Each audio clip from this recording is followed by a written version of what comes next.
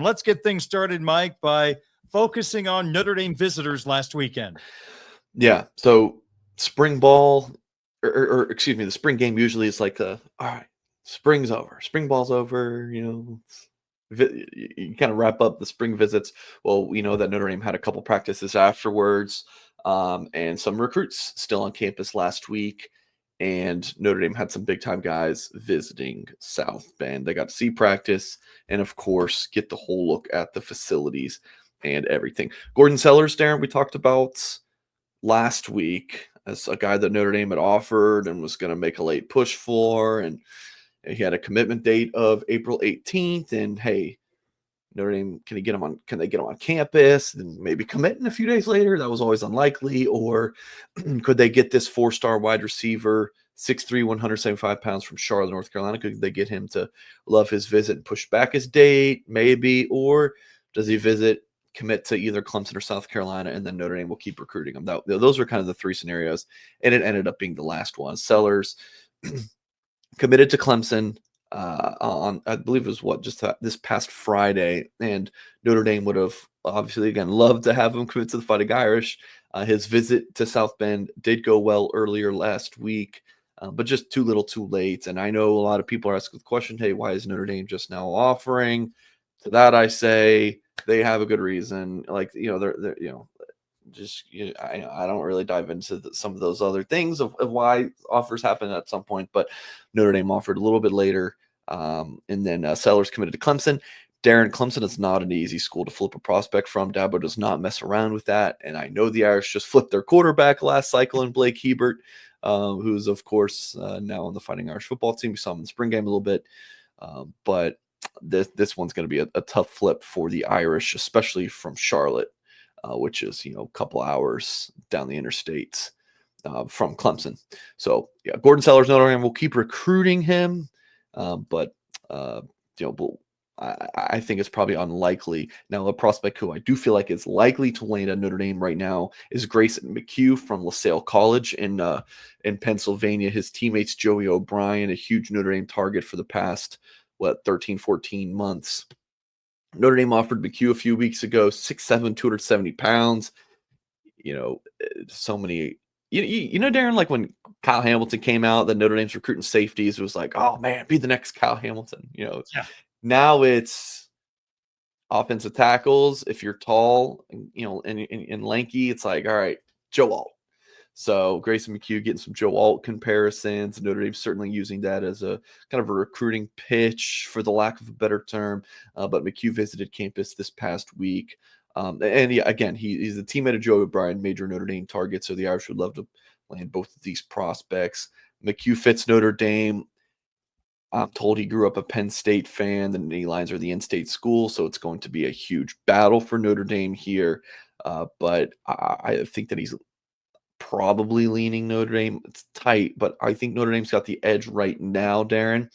And academics very, very important here. So that is certainly notable. Elijah Golden, Cardinal Mooney in Sarasota, Florida. We talked about Golden a bunch. His high school coach is Jared Clark, who, of course, played at Notre Dame a couple decades ago. Golden's a 4-star prospect, 6'3.5", 260 pounds.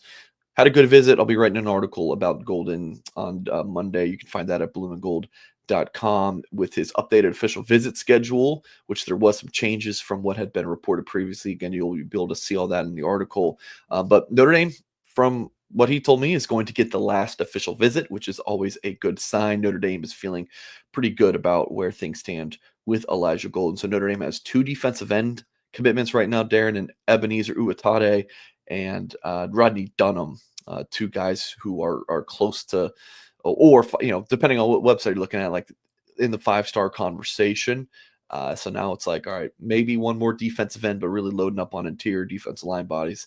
And Elijah Golden is certainly a name that Notre Dame really wants to have in this 26 class.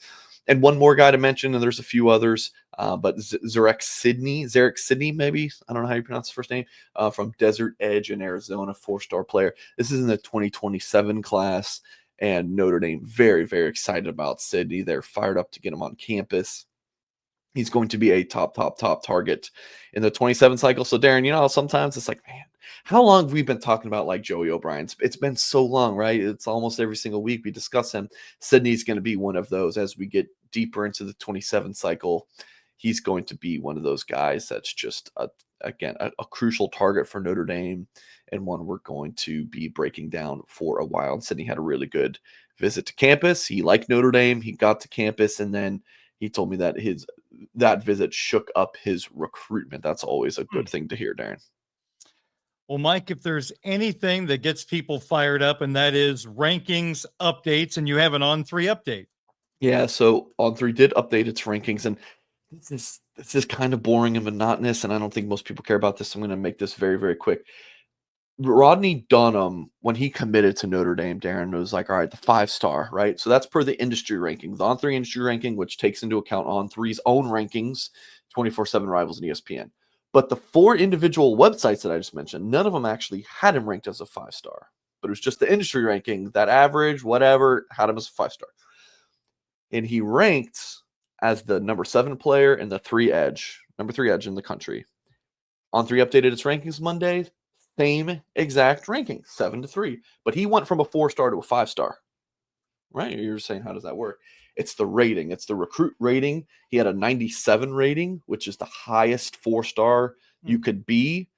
And then he got bumped from a 97 to a 98. And then the 5-star range was 98, 99, and 100. 100's basically a perfect recruit. I think there's been one or two of those before, or something like that. So Dunham, now a 5-star, not only by the On3 industry ranking, but also On3. So that's definitely good. Ebenezer Uatade moved up a few spots. Gregory Patch. It was a pretty status quo rankings update. Now, when we talk about rankings on our interview, Darren, and then at blueandgold.com, we usually use the industry ranking just so, we just pick this one and we're fair about it. And, that's pretty much it. But did want to kind of single out the On3 industry ranking. So the On3's own ranking. So for folks watching on YouTube, the ranking on the left here is industry ranking. The ranking on the right is On3's own. So yeah, it's a solid group so far for the Fighting Irish. You got 3 top 100 players committed in a class of 11. If Notre Dame, ends up signing 25 and they have 6 or 7 top 100 overall players, that'll be pretty good. If I would say that myself. So, and Darren, right now, look, I get it. It's early, 100%. Number 5 class in the country right now, according to the On3 industry team ranking. And I say this all the time, but the industry ranking at On3 tries to replicate what it's a projection rather than a popularity contest. Like at Rivals, if you have the most commits early on, you have the number 1 class. On3 does a rolling average, so it's not a popularity contest. So I think it's 6. The Power 4 schools in the country, the averages, each team has 6 commitments. So that's the benchmark. So if you have 11 commits like Notre Dame, only your top 6 commits are used for the ranking. Okay. So based on that, Notre Dame has a number 5 class in the country. So it's a more fair comparison, in my opinion. And will it finish number 5? I don't think so. My guess right now, Darren, is like between 7 and 9, which Notre Dame's been outside the top 10 of this ranking, I think, for 2 straight classes. So if Notre Dame gets back in the top 10, it's just one data point. I get it, but that certainly would be nice.